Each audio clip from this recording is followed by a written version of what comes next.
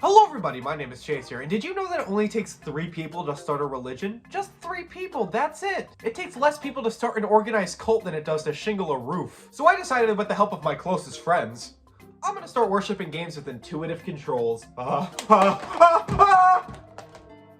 Tell me, what's the first thing you think of when I say video game horror? Some might cite the closed corridors of Outlast or Amnesia, the terror and tension of evading the xenomorph in Alien Isolation, or possibly the more psychological and slow-burning horror of something like Doki Doki Literature Club. Some might even say Sonic Freeriders.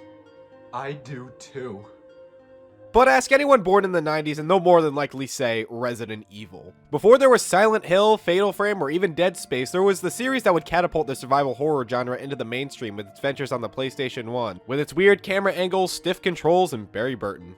I'm a Resident Evil fan, but I'm also a weird Resident Evil fan. I've always been more partial to the over-the-shoulder or first-person styles that have been used in the last couple of years, completely neglecting the ones that made the series as famous as it is for so long, and the ones that fans desperately wanted Capcom to harken back to after the boulder-punching escapades of Resident Evil 5 and 6. And while I usually don't know why, I know exactly why in this case. With the tank controls, fixed camera angles, and limited saving, I could just never get into it. These were simply hurdles I wasn't willing to cross, and that opinion would be solidified with the remakes getting rid of those elements that I feel make these games more frustrating than fun. Like, what do you mean you don't want the camera angle to change 5 times when you simply walk through a hallway? What about when you simply try to shoot something and it makes it impossible to get away? It's not that I thought they were bad or anything. I mean, they had to be doing something right if people still like them as much as they do. It's just that I've always respected these games a lot more than I actually liked them. Admired from afar, if you will. But over the years, I like to think that I've grown a bit more tolerant and willing to step outside my comfort zone. I mean, there was a time in my life where I was convinced I didn't like RPGs, and look at me now. In massive debt. And I guess it wouldn't kill me to give them one last shot. One final hurrah before I set it in stone and decide that I just don't like them and I can move on. Starting, of course, with the original Resident Evil for the PlayStation 1. Love this box art, by the way. It's like he couldn't decide on what facial expression to do and said, "Fuck it, I'm doing both." In the outskirts of Raccoon City, a long series of murders have been occurring up in the Arcalay Mountains. STARS, or the Special Tactics and Rescue Service, lost contact with their Bravo team assigned to investigate. So as a response, the STARS Alpha team is brought in to try to retrieve their missing squad, featuring the likes of Chris Redfield, Jill Valentine, Barry Burton and his luscious beard, and Albert Wesker. Oh, and Joseph.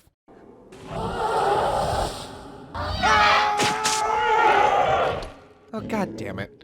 Upon finding the remains of Bravo Team's crashed helicopter, the team is attacked by a gang of mutated dogs who clearly like to growl into the camera more than they like to actually eat people. Hot on their tail, the remaining members are forced to take refuge in the nearby mansion as their helicopter pilot Brad decides he's having no part of this adventure and takes off, leaving them behind. But I think fate has a bone to pick with these people, as inside the mansion is even more dangerous than the outside, given the dark corridors are currently infested with undead monstrosities of all shapes and sizes, as the entire house is being used as a testing ground and lab for Umbrella, a cartoonishly evil pharmaceutical company developing bioweapons to be used for war, because of course they are. This operation in reality was a setup by Wesker, as he's been secretly masterminding this whole affair, manipulating his team to get them to fight Umbrella's newest creation, the Tyrant, in order to collect battle data. Nuts to that.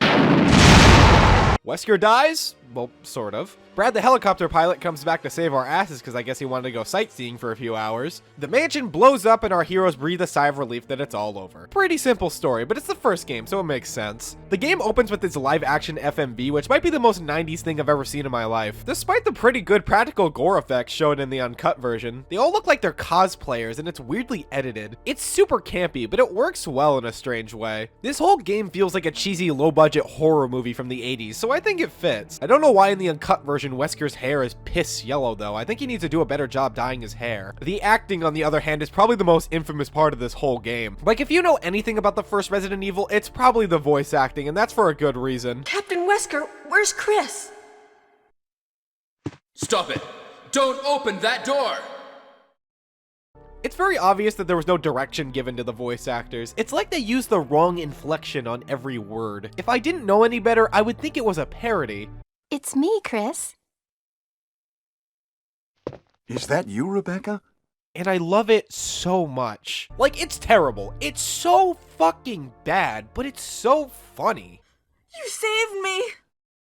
Yeah. It's not even just the acting, it's also some of the weirdly written dialogue that doesn't make any goddamn sense, even in context. Jill, see if you can find any other clues. I'll be examining this. Barry, it's a puddle of blood. What is there to examine?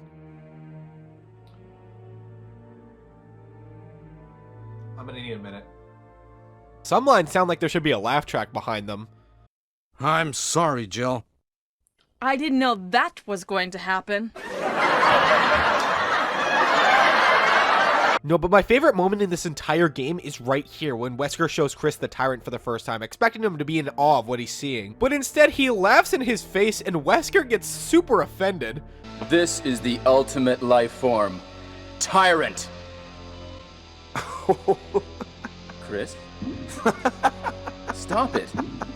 And then he gets shish kebab by his own creation. I love this so much. I mean, if you want a good story along with your survival horror, then you're not going to get that here. Putting the cheesiness aside, I think it does its job of playing up the mystery of what's going on, making you want to see what happens next. So in that way, it's good. But in terms of the characters we have here, they're all right, but we don't really learn much of anything about them. Pretty much every interaction can be boiled down to, wow, something's wrong with this place. The most you're going to get to deepen your experience is by reading these journal entries left by the victims of the outbreak, which I actually really enjoyed reading, as they do an excellent job of setting the tone for the events taking place. In fact, if there's anything I can compliment the original Resident Evil for right off the bat, it's the mysterious and foreboding atmosphere that the mansion gives off. It gives off the feeling that there could be anything around the corner, which makes when they actually do pop out more effective. There are some genuinely good scares here, which I wasn't expecting. When these zombie dogs crashed through the windows in this one hallway, genuinely scared the shit out of me and made me nervous to pass by other windows. Although I do question why I can kill these dogs just fine and can't kill the ones outside the front door blocking our escape. Come on guys, this adventure could have been over in 5 minutes.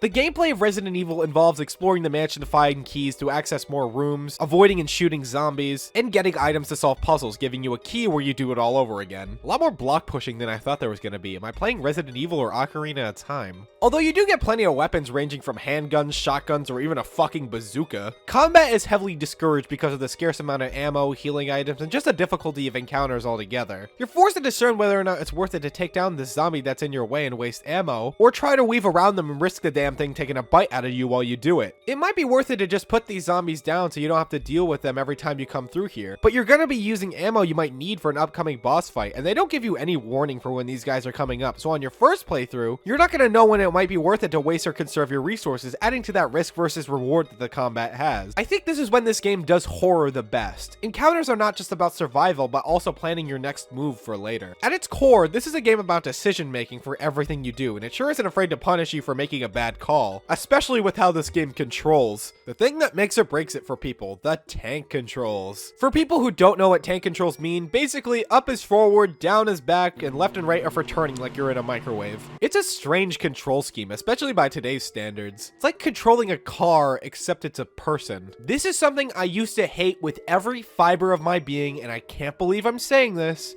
but I actually kind of like them now. I still prefer the more modern control scheme that the remakes would implement, but it really isn't that bad and doesn't take that long to adjust accordingly. After playing the game for like 20 minutes, it became muscle memory at that point. And with the pre-rendered camera angles, you kind of need it, as having up on the D-pad always walk forward no matter where the camera is made navigation a lot easier. I can even see what people mean when they say that the controls add to the horror. Because you can't snap onto an enemy in an instant, taking shots at zombies feels nerve-wracking, especially when they're behind you and you have to turn around to take your shot. It makes you a little nervous because you don't know if you'll be able to do it in time before the zombie gets a nibble. Don't get me wrong, it can still be a little irritating as they can make certain actions feel clunky, especially with those pesky boss fights. I think these were my least favorite part of this whole experience. Unlike the rest of the game, these guys don't feel like they were designed with the tank controls in mind and can quickly become frustrating. Fuck these giant snakes, man. They put them in the tiniest rooms possible, so even if you don't want to fight them and just want to grab the item you need and book it, they always manage to get a hit in, causing this extra shit now that I'm poisoned, and it's just a pain in the ass. Like I said, there's no build up to these guys, so God help you if you stumble onto one of them and didn't save your game. Oh boy, that's another thing. This game has limited saving. To save your game, you need an ink ribbon, which there are only so many of in the game. Use too many of them and that's it. You can't save your game anymore. It's also a separate item you need to carry on top of everything else. So saving isn't just a matter of having enough of them, but having one on you at all. Like the tank controls and fixed camera, this is a very polarizing aspect of classic Resident Evil. I get the purpose of it. It can be a great way to add tension and make you nervous. When you got like an hour of progress on the line, it makes you squeeze that controller a little tighter when you hear the sound of a hunter. You have to decide whether or not it's worth it to save the game now, or maybe wait until you make a bit more progress and not waste an ink ribbon, which might in turn fuck you if you die, sending you back to your last typewriter. In that way, it's great, but on the other hand, the actual punishment for failing is a little too severe and in turn makes it more frustrating than scary. Now, like the tank controls, this is something I learned to live with, and to be fair, there are more than enough of them scattered around the mansion station, sometimes right next to a typewriter, so there's plenty to go around. By the time I finished the game, I had around 7 of them left that I didn't even use. But bad judgment can send you a decent way back, making you redo a bunch of shit you already did, except it isn't scary anymore because you know what's coming and what to do. Inventory management is also a huge aspect of gameplay. Pretty much everything you do requires an item, and unlike other games, key items share the same space as everything else. Guns, ammo, herbs, you can only carry so much of it, meaning another layer of decision making on what you may or may not need in the upcoming area. Now there are these item boxes to mitigate this. You can store whatever you don't need at the moment in the box and retrieve it in a later save room as they all share the same contents. Not really sure how that works, but it's convenient, so I'm gonna shut the fuck up. But even then, deciding what you need to carry is a very important part of Resident Evil's gameplay, and it's also the reason why playing as Chris Redfield fucking sucks. At the start of the game, you can pick between playing as Chris Redfield or Jill Valentine. The two go through very similar campaigns, but meet with different characters and have inherent differences that change how the game plays. Jill gets the lockpick, letting her naturally open certain doors that require a sword key and drawers that contain extra ammo. She gets the bazooka, which is awesome, and more importantly, has more inventory slots. Chris has more health. And that's it. Okay, he does get a free heal and save rooms from Rebecca Chambers, the only surviving member of STAR's Bravo team, who will patch you up when you need it, given she was their medic. That is nice, a lot better than some of the other members of Bravo team who just fucking die. There are terrible demons. Ouch! Chris only gets 6 inventory slots compared to Jill's 8, and it's like, guys, 8 was already barely enough, and now you want me to do it with even less. Resident Evil is already a game that requires a lot of backtracking thanks to its design and structure, and all of Chris's bullshit just adds on top of that. In Jill's playthrough, you get the shotgun, which causes the ceiling to start coming down, where Barry saves you by kicking down the door and calling you a Jill sandwich. You were almost a Jill sandwich. But Rebecca Chambers sure ain't breaking down that door, so as Chris, you just fucking die unless you replace the shotgun with the model shotgun, which you need to carry along with everything else. And he doesn't get the lockpick. He needs small keys to open stuff that Jill can open naturally, which you also need to carry. The extra health is nice and all, but his campaign has a lot more enemies to deal with that also take more bullets to kill, kinda making that a moot point. As Jill, enemies take around 4 to 5 shots from the handgun to put down. That's perfect. Enough to make me feel like I'm wasting ammo while still not being bullet sponges. I shot the first zombie around 13 times and he still didn't go down. That's just absurd. And it was because of that I decided to play on the easier difficulty for my Chris playthrough. Call me a pussy all you want, but I got 3 more games to play here, so anyone who has a problem with that can take it up with the complaint department. If you're gonna play this game, play as Jill. Sure, she can't take as much of a beating, but her journey was way more fun. There is still a decent amount of backtracking given that your inventory is still limited, but having the extra 2 slots makes it so much easier to get by. And the easier time she has taking down enemies and the assistance that she gets from my man Barry makes her journey better paced. I can actually carry the ammo and first aid I need without having to fuck myself because I need to carry the damn battery. But overall, I can say I surprisingly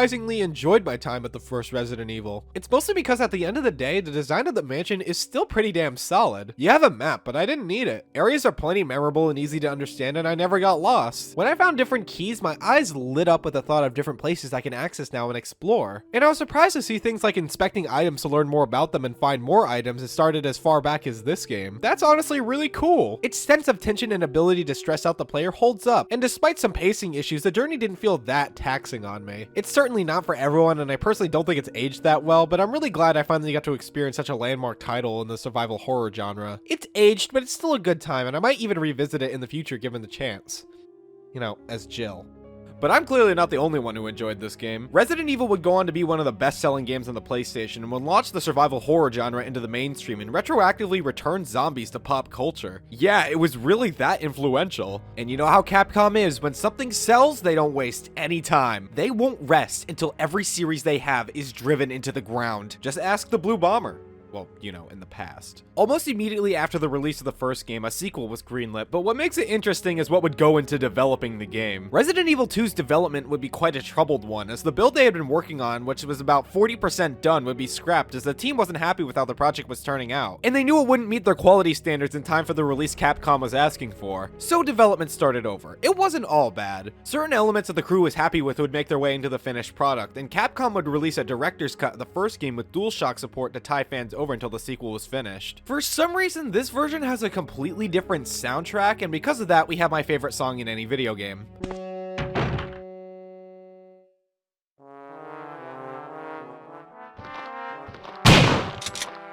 If this doesn't scare the shit out of you, I don't know what will.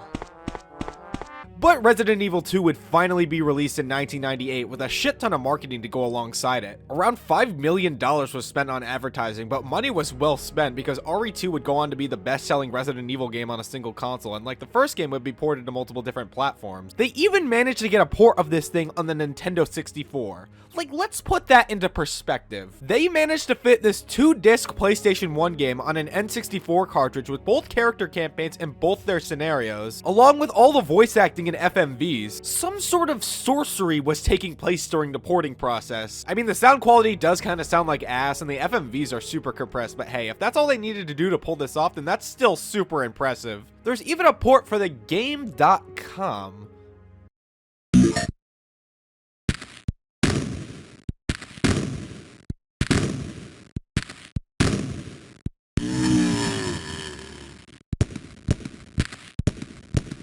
Now, I love the remake of this game so much. That to me is the quintessential Resident Evil experience, plain and simple. But after enjoying the first game, I am excited to finally experience the original for the first time in its entirety. It's been around 2 months since the T-Virus incident in the Arcalay mansion. Although the virus and Umbrella's experiments were thought to be destroyed in the explosion, a new viral outbreak has engulfed Raccoon City, once again turning the local citizens into the undead. One of the people not aware of this situation quite yet is Leon S. Kennedy, a rookie cop supposed to be starting his first day on the job. After realizing what has befallen the city, he runs into Claire Redfield, the sister of Chris Redfield from the first game, as she's currently in the city trying to find her brother.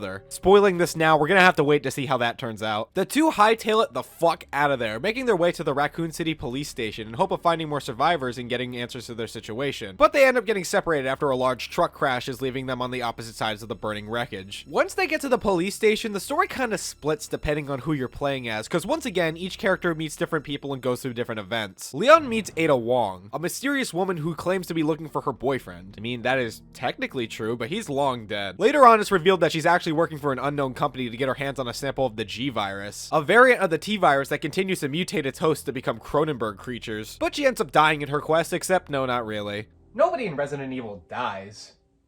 Well, unless you're a helicopter pilot.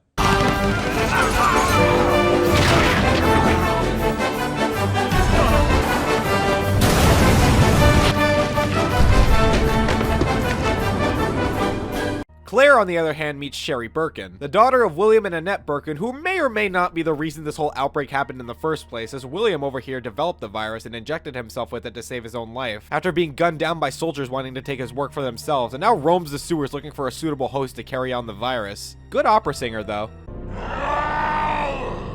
Claire also meets the chief of police, Brian Irons, who has got to be one of the most despicable human beings I've ever fucking seen. For one thing, he's a super corrupt cop who played a large part in the whole mansion cover-up, bribed with large amounts of cash courtesy of our favorite evil corporation, but has now gone fully batshit insane, using the outbreak as an excuse to go on a killing spree, seeing that nobody inside the police station makes it out alive, personally hunting them down for fun. God, I was so happy to see this motherfucker get torn apart from the inside. That shit was satisfying. Either way, both Claire and Leon manage to escape the police station, making their way down to Umbrella's secret laboratory, where they develop a vaccine for the G-Virus to save Sherry. God, I wish it was that easy. Take one last stand against William Birkin and escape on the train that takes them out of the city. Leon vows to take down Umbrella, and the game ends with the 3 survivors walking into the sunset. I like this story. There's certainly a lot more going on here than there was in the first. Sure, they were building mystery, but it was pretty cut and dry before. Resident Evil 2 takes advantage of what we know from before and makes the stakes higher, and we get more focus on both the people affected by the outbreak and the people responsible, making RE2's plot more interesting. There are still text files hidden around the police station to help add more context to the environment, but a lot more of it is shown directly to the player, which I like. Despite not having many scenes together, Leon and Claire still have better exchanges that go beyond,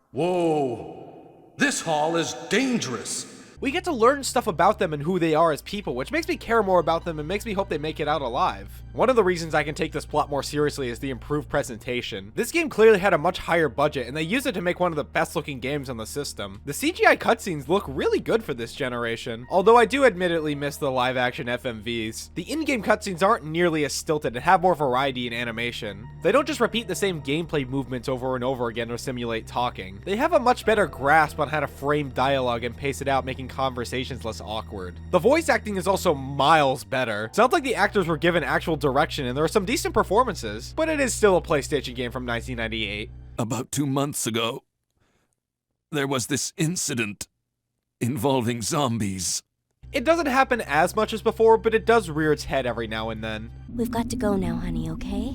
If we stay here, that monster will find us. Let's go. No, I won't. What's the matter? Don't you trust me? Why'd you say it like that? Again, I love it because it's hilarious, but I also feel like this game manages to tell a good story while having these goofy moments to make it more entertaining. There's no character here I find boring or uninteresting. Maybe Sherry, but she's a little kid, so that's understandable, but still. I mean, say what you want about Ashley, but have you seen that Suplex game? The gameplay is the same flavor as before. In fact, you go through a lot of the same beats. The police station is this game's mansion, you got the outside parking garage, the underground sewers, and the Umbrella Research Laboratory, ending with you blowing up the big monster with a rocket launcher. Same shit, very different font. Leon and Claire are our playable characters this time, but their playthroughs are significantly more balanced than Chris and Jill's. It's mostly because they both have the same number of inventory slots, so the pacing is the same for both, and they also have the same amount of health and damage, thank fucking god. Claire gets to carry on the legacy of Master of Unlocking, and she gets the lockpick as Jill did previously. Leon, on the other hand, has to use small keys, but he gets the better weapon selection to make up for it. Claire does get the grenade launcher, which is always awesome, along with a super fast revolver if you find Brad. They must have realized they missed a helicopter pilot. But other than that, she gets this sucky bow gun, which isn't awful. It can take down a zombie in 2 shots, but it guzzles up bullets and there isn't that much more of it laying around. She also gets this electric taser gun, which sucks. You can't aim it up or down, it takes forever to shoot, and still takes 2 shots to kill a zombie. Why would you use this? Leon, on the other hand, gets the classic shotgun, along with the Magnum and this flamethrower, which also kinda sucks, but he could also upgrade his weapons to make them more powerful. You can make your pistol burst fire, make the Magnum stupidly powerful, and holy shit, upgrading this shotgun gives it the most satisfying sound ever. Fucking love that sound! For these reasons, Leon is the better character to play as his weapons make him more fun. But the nice thing is that both characters are fun to play as, which is a huge improvement over the first game where one character made the other feel obsolete. I didn't find Resident Evil 2 to be as difficult as the first game for a couple of reasons. For one thing, the game fucking showers you with healing items. I don't think there was a single time I was starving for a herb or first aid spray just to get by, which happened a few times while playing the first game. Ammo is also a lot easier to come by, making getting through the different areas a lot more comfortable. Combat is still discouraged, and if you can get away with it, I still recommend going around zombies instead of fighting. But they certainly give you way more bullets than they ever did in the first game. There are a lot of situations where fighting enemies feels mandatory given how many zombies they throw at you with no way to go around them. And while it does take away some of the horror from before, I welcome it. Pissing away your resources will still fuck you over. You still have to watch your ammo count. This just makes it a lot harder to have a dead game, which I like. Resident Evil 2 kind of goes about its horror differently anyway. It's a lot more focused on making you feel overwhelmed and weak compared to what you're fighting, and I think it works well to still make you tense. Pretty much anything to do with lickers is fucking terrifying. Their introduction was the most memorable part of this game. You enter the police station, start walking around, minding your own business, and without any music cue or anything to divert your attention towards it, something crawls past the window. Nah, what the fuck was that?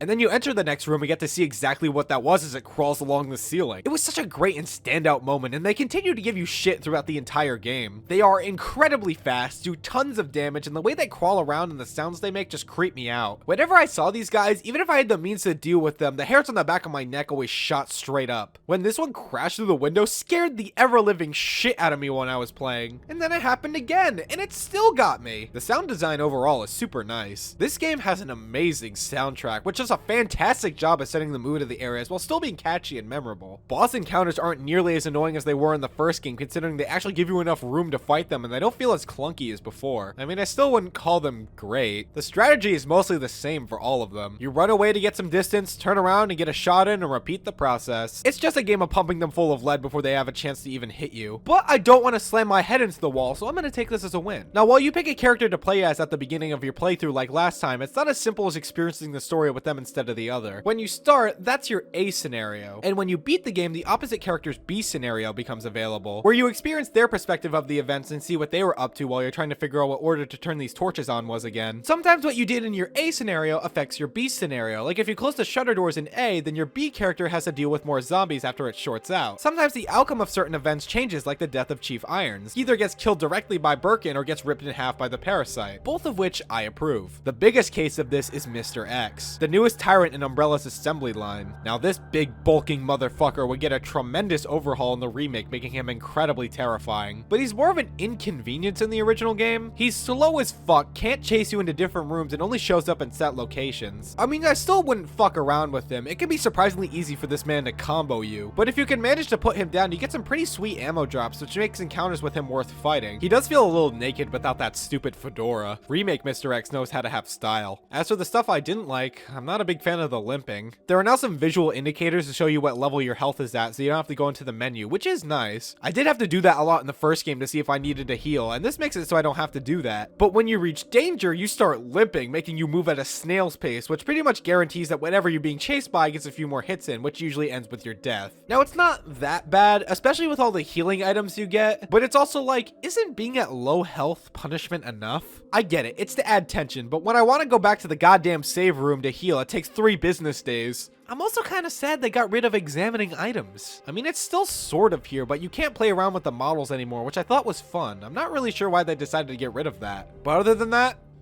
yeah, this is pretty dope. I think the regret is starting to set in now. I finished Claire's playthrough in almost one sitting because of how much fun I was having and jumped into Leon's immediately after. I even went out of my way to play the game again with opposite scenarios so I could try out the different costumes. I did not have to do that, but I did it because I wanted to. And also because Leon holding the handgun sideways will always be cool. This game is fucking awesome. It is an easy recommendation if you love survival horror. I still think the remake is the better experience as it takes everything that works about this game and expands on it. The story and characters are more fleshed out, the gameplay is smoother, areas are more expansive, you know, all that. But I do believe there is merit in going back to the PS1 originals. I don't think one replaces the other or is objectively better. These are more 2 different takes on a really great game that I had a great time playing. It does what every good sequel does. It takes what works about the first game, gets rid of the stuff that sucked, and introduces new stuff that makes it more fun and gives it an identity of its own. So yeah, this was a great experience. But now it's time to move on to the third game on the PlayStation 1, of course being Resident Evil 3 Nemesis, because I don't know how to do segues. Of the PlayStation trilogy, this is the one I hear the least amount of things about, and I feel like a large portion of that is because of the reason why it was made in the first place. After the success of the second game, focus started shifting to the next generation of consoles, where development would start for the next game in the lineup, which would eventually become Code Veronica for the Sega Dreamcast. But before that could happen, Capcom stopped and said, shit, we could be making money right now. So they decided in order to not go too long without another game, they would take a spin-off they've been working on and transform it into the next mainline game in the series, becoming Resident Evil 3, which would be released in 1999. Now, something like this happening isn't a foreign concept, it's just that sometimes you have good examples of this, and then you have Star Fox Adventures. At least Capcom cared enough to place a decent amount of marketing for it to drum up as much hype as possible. And while it didn't sell as well as the second game, these numbers aren't to be scoffed at, as it was still a big financial success. Now, like RE2, I have the most amount of experience with this game's remake released back in 2020, as I've never even touched the original before this. But while I love it personally, I know some fans weren't happy with this remake, so I'm curious to find out whether or not that's warranted. Taking place on the same eventful night as the second game, Resident Evil 3 puts us back in the shoes of former STARS member Jill Valentine, chronicling her experience in the infected Raccoon City. Ever since the Banshee incident, Jill, Barry, and Chris have been trying to gather evidence to take down the evil pharmaceutical company. But given that all went kablooey in the cover-up from the police chief, they haven't found a lot of success in that department. But I think Jill's got some new issues because of that recent G-virus outbreak or whatever, turning the city into Dawn of the Dead. On second thought, the outbreak might as well be the least of Jill's problems, as it doesn't take long before she realizes she's being hunted by Umbrella's new prototype tyrant codenamed Nemesis, designed to hunt down and kill any remaining members of STARS to eliminate any witnesses to the events in the Archelay mansion. Either that or he's stuck on a page of his word of the day calendar.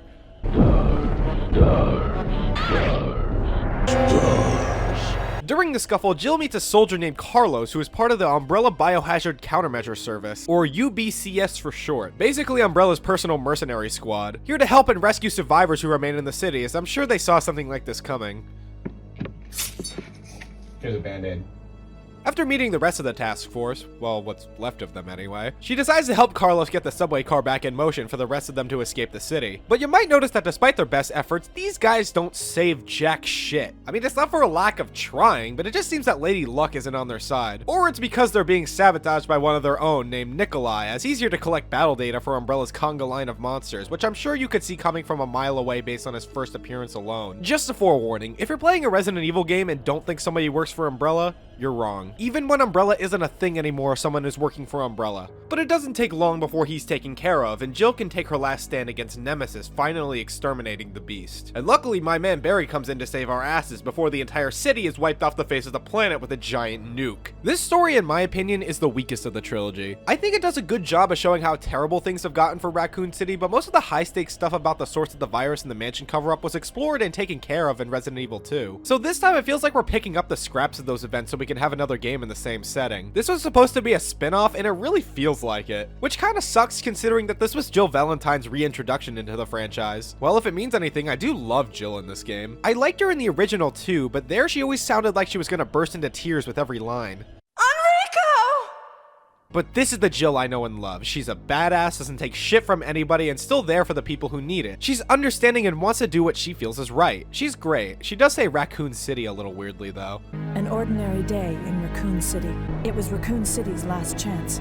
However, everybody else is just kinda there. Carlos is such a lovable goofball in the remake, so it's kinda disappointing to see that he's pretty bland in one note here. I mean, he's not bad. He's likable enough to make me hope he doesn't die, and I'll still take him over Sherry, but he just didn't leave that much of an impression. He's the guy who has the assault rifle. Nikolai is an incredibly generic Resident Evil villain. He's working for Umbrella because he wants money. Yeah, haven't seen that before. He's Brian Irons, but nowhere near as hateable. I don't really know why they felt the need to have a by-the-numbers money-grubbing villain when Nemesis works just fine as the main antagonist. Sure, he can't speak, but he does his job by giving the hero shit, which makes him effective. I did like this guy Mikhail for as little as we saw him. He seems like a nice guy that means well, and he even goes toe-to-toe with Nemesis at one point and sacrifices himself to help the others escape. He's a cool dude. As for the gameplay, the best way I can describe it is Resident Evil 2, except more snappy and a bit less focused. At first I was a little confused. You boot the game up and you're given the option between easy and hard mode when you start a new game. Hard mode really should have just been called normal, because that's exactly what it is. This is Resident Evil 3 the way they want you to play it, with limited ammo and limited saving. Easy mode, on the other hand, starts you off with an assault rifle, and the item box contains the shotgun and magnum right out of the gate, along with an assload of bullets and an infinite ink ribbon letting you save whenever you want. I think calling these easy and hard is a little misleading. Calling them something like standard and assisted would have been a lot easier to understand, but I think I might be the only one who cares about that. The movement is the same tank controls as always, but it's been refined to be a bit smoother thanks to some much appreciated improvements. Can I just say how nice it is that stairs actually function like stairs now? They aren't just button prompts anymore. You also get this nifty 180 turn you can do to instantly turn around on a dime, and it's great. I kind of forgot I could do it a lot, but when it's useful, it's nice to make a hasty retreat when you're being swarmed. You also have this dodge move that you can use to avoid a zombie's attack or push them away to give yourself some more room. Sounds cool, but I cannot get it to work consistently for the life of me. The text file says you have to push the action button right before the enemy attacks, but in my experience, it just kind of happens when it feels like it. I mean, when it does, it's super satisfying, but it's also like, how the fuck did I do that? This really should have just been given its own button. Yeah, it probably would have made it a little overpowered, but at least it would work. This was also the first game to introduce mixing gunpowder to make ammo. You find these things of gunpowder all over the place, and by examining this chart, you can mix different types to make different kinds of bullets and grenade rounds. This is how you're going to be getting ammo for your different weapons, as you're not going to be finding that much of it just laying on the ground anymore. There are some, but not nearly as much as before. It's very clear they want you to mix and craft instead, and through this system, you can make an absurd amount of ammunition for yourself. I didn't make the greatest use of it considering this is my first playthrough, but the fact that it has a learning curve is really cool. I don't like that you have to use this reloading tool to craft. It's a separate item, but considering you're mostly going to be using this in save rooms anyway, it feels like an odd limitation. And then of course there's the biggest gameplay addition, Nemesis.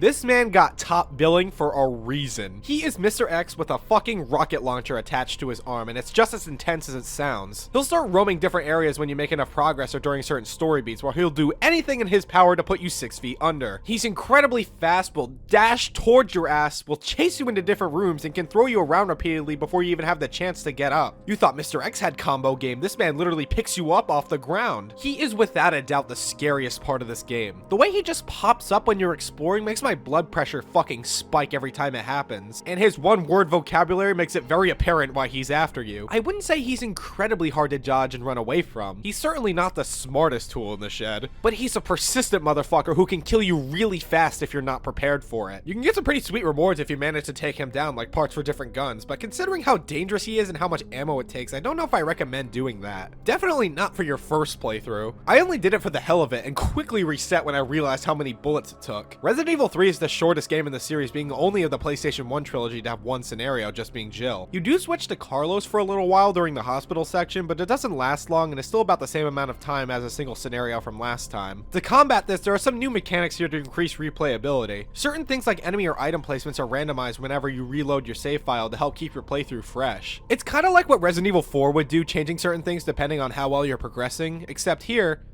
actually, I don't know how it works. I think it's just random, but I'm not too sure about that. I also don't know everything that can change. I guess that's something to be found on future playthroughs. There are also some moments where you have to make a split-second decision that alters your route. It's usually along the lines of, do you want to run away or stand your ground and fight? And these decisions can alter how you progress through certain parts of the game, and I really like that. I don't think any choice can kill you, it just changes certain aspects of the next area and gives you more options how you want to handle certain situations. Maybe in this playthrough I'll push Nemesis off the roof and not have to deal with him, and maybe next time I'll electrocute him and take the spoils. This might actually be my favorite new addition. Above anything else, I want to replay this game just to pick different choices to see what happens. I like it because one choice doesn't make things harder or easier, it's just different, and that's all it needs to be. I enjoyed Resident Evil 3, but definitely not as much as the second game. I feel like the main reason for that is despite the smoother moment-to-moment gameplay, actual progression can vary in quality. Somehow RE3's level design feels like they drew a bunch of squiggles on a piece of paper and tried to make a map out of it. RE1 had the mansion, RE2 had the police station, and RE3 has the Raccoon City streets, which are not that fun to navigate. I mean, it's supposed to be a city, but it's more like 500 alleyways that all look the same. And I think RE3 might have the most amount of key items to progress in these sections alone. Like, I got the rusty crank. I bring it over to this door, but it breaks when I try to use it. So I have to find a wrench, come all the way back, and I can finally open it up. Was that really necessary? Remember how I said I never really needed to look at the map in RE1 because of how solidly designed the mansion was? Well, I spent more time looking at the map here than I ever did in the last 2 games combined. There just doesn't feel like there's any rhyme or reason to progression in this game, and everything looks the same, making finding your way around more difficult than it needs to be. It does get a lot better once you reach the clock tower area. At that point, things become more straightforward, but that's also halfway through the game. The design of the streets just isn't nearly as strong as the mansion or even the police station, even if they reuse a large chunk of it. And considering that's how the game opens, it kind of leaves a bad taste in your mouth. Also, I don't know if they thought RE2's bosses weren't irritating enough because they're back to being really annoying to fight. And by that, I mean Nemesis is really annoying to fight because other than this random worm that sucks, he's the only boss you're going to be encountering. And the required fights against him are just as difficult as fighting him normally. I'll give you it's much more interesting than just shooting them till they die, but maybe they could have toned it down just a little bit. But there's plenty about this game I think is great. I actually like some of the puzzles here. They were pretty basic in the first 2 games. Mostly a matter of putting the item here, pushing the block there, and the ones that weren't like that could be solved with brute force. They mostly just broke up the shooting and exploring. These are actually fun to solve as you're always actively solving them, and they're pretty creative too. I like this one where you have to fiddle with these switches to fix the pitch in the song. The only one that sucks is this clock puzzle. The actual solution is too obtuse to figure out the way they want you to and quickly devolves into, alright, let's just put random shit everywhere. The roguelike elements and branching pathways are such unique and fun mechanics. In a lot of ways, it is a better RE1, but I also feel like that game does horror a lot better and is a much more memorable experience, which makes me favor it more. This to me is a pretty middle of the road title. Not bad by any means, and I like a lot about it. It just isn't as good as the first 2 in my eyes. If it means anything, I am excited to replay it in the future. Maybe take better advantage of the gunpowder system to make my journey more fun. Try to get through the streets faster, you know, all that. And maybe then I'll have a higher opinion of this game. So it seems that Resident Evil 2 remains my favorite of the classic lineup. Well, maybe remained might be a better way to put it. Last up on our voyage is Resident Evil Remake for the GameCube, a full from the ground up recreation of the original PlayStation game to bring RE1 closer to Mikami's original vision, and goddamn did they do just that. In terms of the story, it's exactly the same as before. Bravo team goes missing, Alpha team steps in, and Wesker does his mischievous shtick. But the presentation has gotten a tremendous boost in quality. Going straight from the PlayStation 1 games to this is so jarring. We don't have the live action opening anymore, instead we have this pre-rendered cutscene, and despite not having as much of the charm, yeah, this is a lot better. I can actually tell what's going on thanks to the lack of close-ups and rapid cutting. And of course, all the voice acting has been redone. While I still maintain I love the original with how terrible it was, this is so much better and actually manages to give off the tone that they wanted. Wesker actually feels like a sadistic mastermind and not a spoiled kid who wants you to appreciate his Lego Millennium Falcon. And they made Jill more in line with her depiction in Resident Evil 3, which of course I welcome. This game has officially cemented her place as my favorite Resident Evil protagonist. Things are overall played more seriously seriously than they were before, but that's not to say everything is grim and gloom in this remake. Some of the goofy lines are still here, just tweaked a bit to sound more natural and acted a lot better. I wouldn't say the cheesiness has been completely removed, just toned down a bit to fit the setting. I mean, some lines are read straight from the original, and despite the better acting, still doesn't make a lot of sense. I'm still not over this. What is he examining? The game also has some goofy moments of its own, like the sheer amount of times they decide to split up. They do it so much it borders on parody. Barry straight up leaves Jill to die in this one part, and when they next meet, pulls a gun on her, but still trusts him again like 2 seconds later. Start talking. Calm down. I didn't want to do it. Believe me, I can explain. Leave this place up to me and go on ahead. Okay.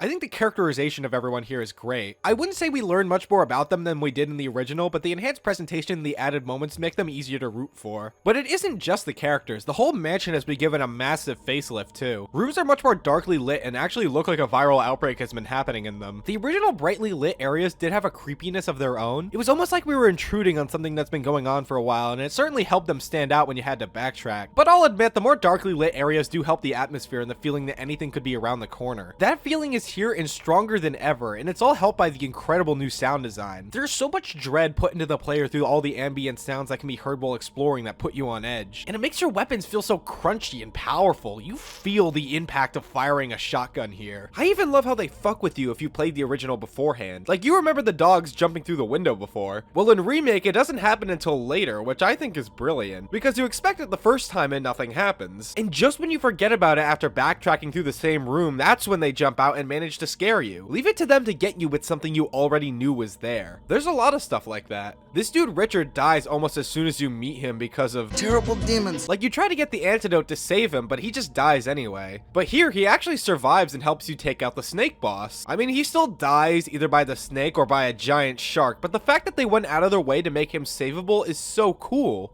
There are also some flat out new mechanics here to make the journey more enjoyable. You can't dodge attacks anymore, but you do get these defensive items you can use to get yourself out of a grab, which I think works better anyway. Things like daggers, taser rounds, and my favorite, flash grenades, because they can instantly kill a zombie if you can manage to shoot it after using one. Oh my god, getting headshots is so fucking satisfying in this game. God, I love that sound! You also retain the 180 turn, which is much appreciated. And for those of you who can't stand tank controls, there's a new option that gives you full analog movement and removes the need to hold down the run button. This is great. I barely used it. Like I said, with the pre-rendered camera angles, having up always go forward is just convenient in a game like this. I like not having to flip the analog stick around because the angle decided to change 12 times in the span of 10 seconds. And then there's the mechanics that really change how the game is played. You might notice that despite killing them, zombies will still be on the floor when you re-enter the room. This isn't for immersion purposes. This is because they aren't actually dead yet. If you kill a zombie and enough time passes, they'll eventually come back as Crimson Heads, which are zombies on fucking crack cocaine. They do way more damage, have a much longer lunge, and most importantly, are stupidly fast to the point where they can match your running speed. These guys scared the shit out of me on more than one occasion. Now, there are ways to avoid having to deal with them. One is decapitating them with a headshot, but I wouldn't rely on that too much. Not even the shotgun guarantees a headshot anymore. The main way you're going to be dealing with them is by burning the body beforehand with the lighter and kerosene that you find throughout the mansion. I wouldn't say they're super hard to deal with if you have to. They don't gain any extra health, so a good shotgun shell will take care of them, but they're just annoying enough to make you not want to encounter them. And that's what makes them great. There's only so much kerosene to go around, so you have to decide which zombies you want to use it on. This seems like an annoying mechanic on paper, but in my experience, it only added another layer of decision making to the gameplay. Not only do I have to decide which zombies are worth wasting bullets on, but which are worth burning and which are easier just doing it later or dealing with the Crimson Head. There's also Lisa Trevor, who is a completely new character. She was a concept meant to be in the original PS1 game, but ended up being cut during development, but now she's been given new life thanks to the remake. A young girl who is the subject to a metric fuckton of experiments by Umbrella, along with the rest of her family, and now is a jumble of flesh roaming around the underground who will attack you on sight. She's this game's version of Mr. X or Nemesis. She isn't nearly as dangerous as the former, but she did give me a good oh shit moment when exploring the caverns. Unlike the other two, you don't get anything for fighting, and she only shows up a few times in the whole game in very scripted sequences. She doesn't get much of a send-off either. You push these weights off, she jumps down, and that's the end of Lisa, folks. But she is a good addition, and her story is just so sad, it makes Umbrella and Wesker that much more hateable. This game is so fucking good. My only real issues I have with it come from the fact that this is still the first Resident Evil, and some of the things I didn't like about the original, I still don't like here. Playing as Chris still kinda sucks. I mean, he isn't awful. I actually didn't mind playing as him this time, as there's been some changes. He now gets the lighter by default, making taking care of Crimson Heads easier for him. And I don't know if I was just more thorough this time around, but it feels like they give you more ammo as Chris. But he still only gets 6 item slots, and even with the improved structure, is still annoying and breaks the pace in ways I don't like. Having 6 slots doesn't make the game harder, it just makes it take longer. If they just gave him 8 slots, I could totally just accept this as the harder mode. Jill is still the better playthrough and the character I recommend personally. Her journey is just better paced and more fun. I also wish they gave Chris and Jill's playthroughs the Resident Evil 2 treatment and made them 2 halves of the same story. That was my favorite part of that game, so to see it function almost exactly like it did in the original where one story replaces the other is a little disappointing. Considering how the plot plays out already, I don't think it would have been too hard to implement, so I see it as a bit of a missed opportunity. But other than that, this might be one of the best horror games I've ever played, and I say that with no hyperbole. The atmosphere is top notch, the gameplay is snappy and fun, and the mansion is just so well designed and interesting to explore. This is what I call a good fucking video game, and I know I'm going to be revisiting it in the future. Gotta get those achievements somehow. I know I'm jumping the gun a bit considering I still haven't played Zero or Code Veronica, but I don't care. In terms of classic Resident Evil, it doesn't get much better than this. I still think the original has its charm, and you should experience both even if it's just for the voice acting. But obviously, if you can only play one, then you play this one. If you love horror games and still somehow haven't played this, then what the fuck are you doing? The HD remaster is on every modern platform and is how I played it, but if you can, I recommend getting a GameCube copy and playing it on a CRT. I mean, that goes for all these games, but this one especially. I can't capture it well with my camera, but it just looks so good and the atmosphere is on a whole other level. So I finally played through the classic Resident Evil games. Was I wrong about these? Did I enjoy them enough to consider them the classics that people have been heralding them as for years? Son of a bitch. Yes, I was wrong. These games are awesome, and in many ways are the best of the best when it comes to the survival horror genre. The things that I previously hated and kept me away from them are the things that I think make them stand out and give them a sense of tension that few games have replicated with their own ideas. And they still manage to have the stuff that I like about the later games, just in their own way. Certainly not for everybody. The appeal can be limited in this case, but if you're willing to push past it, what's waiting for you are great times. I still prefer the newer style that Capcom has taken the series in more recently, and I'm willing to support whatever endeavor they're gonna throw at me next. But I had a great time finally getting to see what I've been missing out on for all these years, and a series that is slowly becoming one of my favorites of all time. If you're like me and tried these games but the tank controls and fixed camera angles turned you off, then I heavily recommend you give them another shot. Maybe you won't come out of it doing a complete 180 with your opinion like I did, but you might find something buried underneath that you can enjoy. And if that's possible, then I think you owe it to yourself to give it a try. And I know I still have Code Veronica and Zero to look at, but one step at a time here. I have to artificially give myself more video ideas somehow. Damn, but with all the rambling, I forgot to get my religion up and running. If I thought it was this hard to start a cult, I would have just called Tom Cruise. Alright guys, so the first thing we're gonna...